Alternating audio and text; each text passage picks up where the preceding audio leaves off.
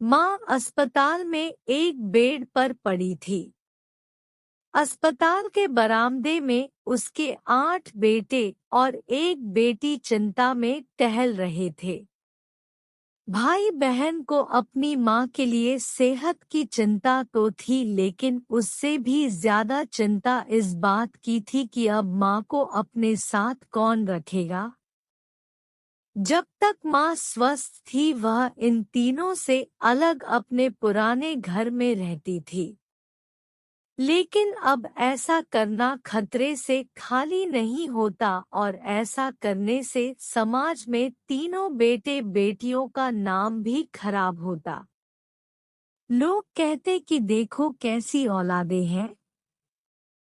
बीमार माता को अकेला रहने के लिए छोड़ दिया।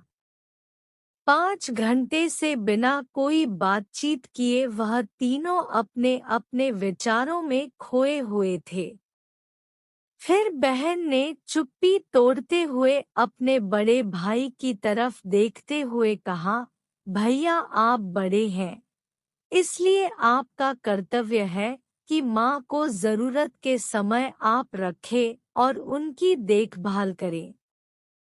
छोटी बहन की बात सुनकर बड़े भाई ने पहले अपनी पत्नी की ओर देखा और बोला, मैं इस बात से बिल्कुल इनकार नहीं करता कि बड़े होने के नाते मेरा माँ की देखभाल करने का कर्तव्य है, लेकिन तुम तो जानती ही हो कि मैं और तुम्हारी भाभी दोनों ही जॉब करते हैं।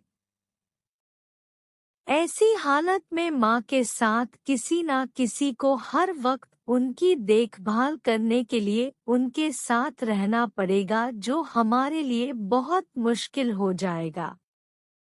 बहन तुम तो पूरा दिन घर ही रहती हो, तुम माँ को अपने साथ क्यों नहीं रखती? पैसों की चिंता मत करना, जो भी खर्चा आएगा मैं दे दूंगा। अनिल भाई आप तो जानते ही हैं कि मैं माँ से कितना प्यार करती हूँ, लेकिन आप यह भी जानते हैं कि मेरे ससुराल वाले कैसे हैं। मैं यह बिल्कुल बर्दाश्त नहीं कर पाऊंगी कि कोई मेरी माँ को और मेरे भाइयों को भला बुरा कहे, इसलिए अच्छा यही होगा कि माँ को बबलू भाई के यहाँ रखा जाए। बड़े भाई अनिल ने भी छोटे भाई पंकज के यहाँ माँ को रखने के लिए सहमति जताई। आप यह कैसी बातें कर रहे हो?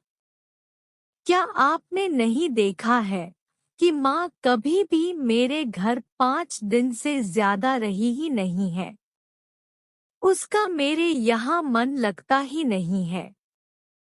फिर कैसे वह इतने दिन मेरे घर रह पाएगी?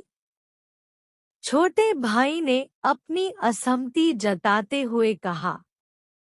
इससे पहले कि इस चर्चा का कोई नतीजा निकल पाता, एक नर्स वहां दौड़ते हुए आई और कहने लगी, क्या आप ही वार्ड नंबर 11 में भर्ती मरीज के रिश्तेदार हैं? आपको डॉक्टर साहब अंदर बुला रहे हैं। सभी घबरा गए और दौड़ते हुए डॉक्टर के पास पहुंचे।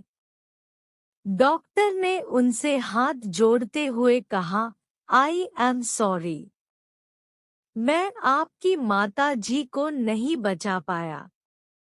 डॉक्टर की इस खबर ने सबके चेहरे पर झूठी मूठी दुख की परत तो चढ़ा दी थी, लेकिन सभी के दिल के किसी कोने में इस बात की खुशी भी छुपी हुई थी कि अब उन्हें माँ को नहीं संभालना पड़ेगा और माँ की वजह से उन्हें परेशान नहीं होना पड़ेगा।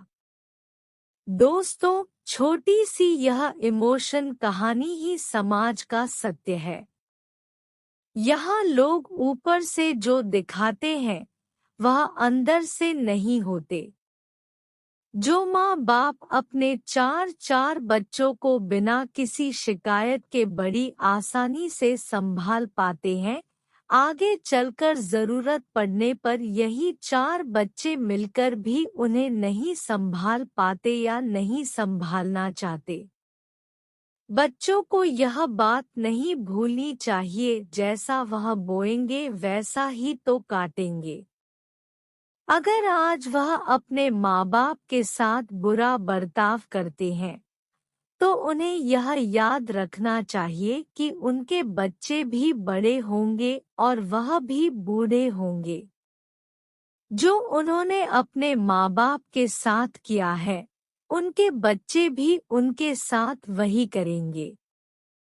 दोस्तों, अपने दिल से छल कपट निकाल दीजिए और सच्चे मन से अपने माता पिता की, अपने बुजुर्गों की सेवा कीजिए।